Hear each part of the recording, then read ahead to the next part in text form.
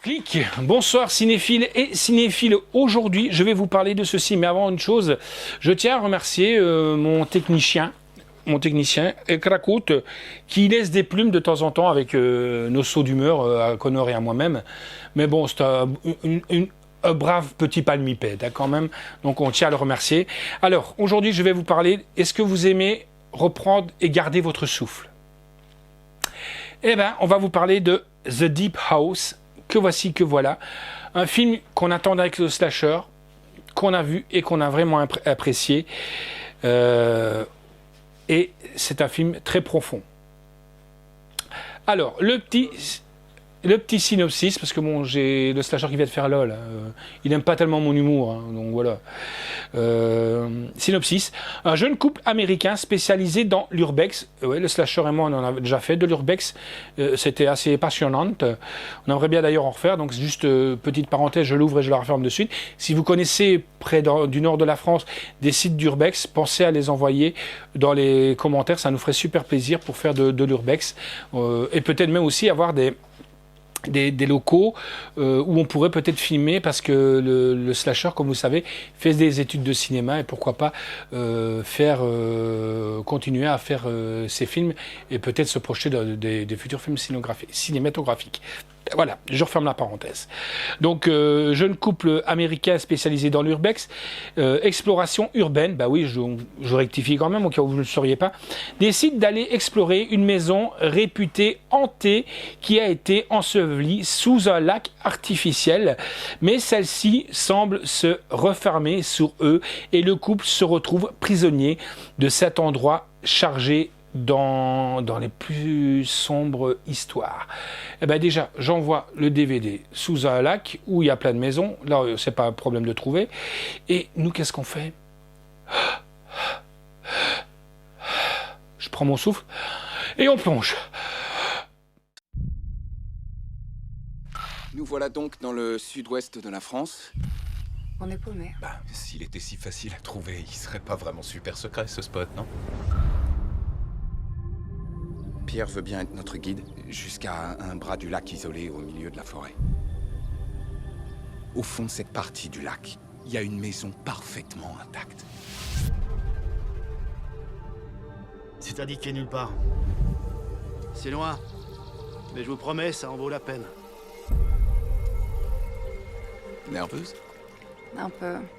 Après, on va à New York monter les images. Et dès qu'on atteint le million de vues, on va direct se marier dans une chapelle de Vegas.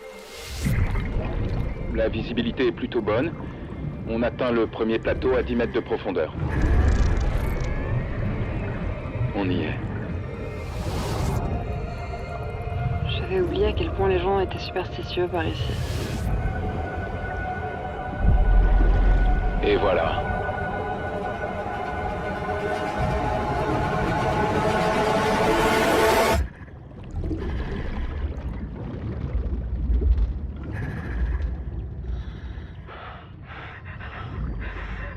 C'est quoi ça? C'est quoi tout ça? Non! Nage!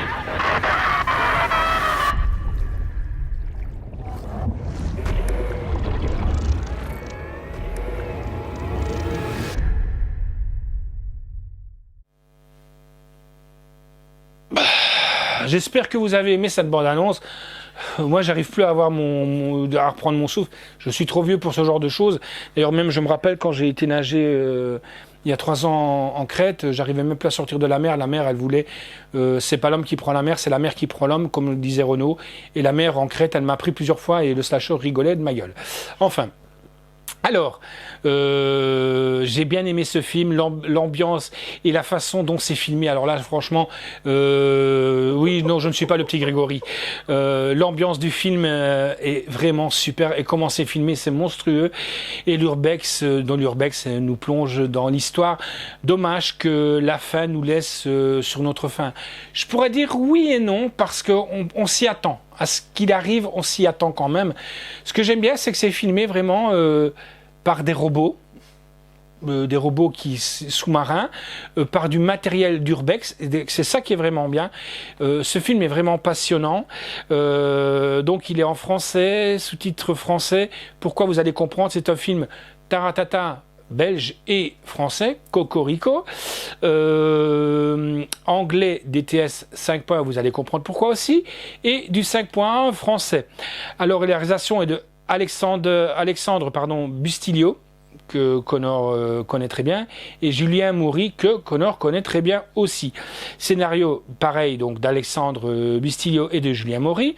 Production, alors, de Clément Miseret, Mathieu Warter, Frédéric Fioré, Éric Travitan et Jean-Charles Lévy. Alors, vous allez comprendre quand je vous parlais de l'anglais. James Jagger. Qui est James Jagger? C'est le fils de... Oh. Allez, les Rolling Stones, le chanteur. Le chanteur, allez, regardez, le sacheur va crier. C'est qui? Comment? Mick Jagger, voilà, il n'ose pas crier, il est gêné. Hein. Et oui, c'est son fils qui joue dedans. D'ailleurs, on le reconnaît assez, je dirais un peu à côté de ses Big Lips, peut-être. Camille Rowe et Eric Savine. Et oui, il y a très très peu d'acteurs dans ce film. Pourquoi? Parce que le gars va les amener au lac, qui va dire, bah là, vous avancez un petit peu, vous allez trouver la maison, et puis l'histoire commence. Voilà.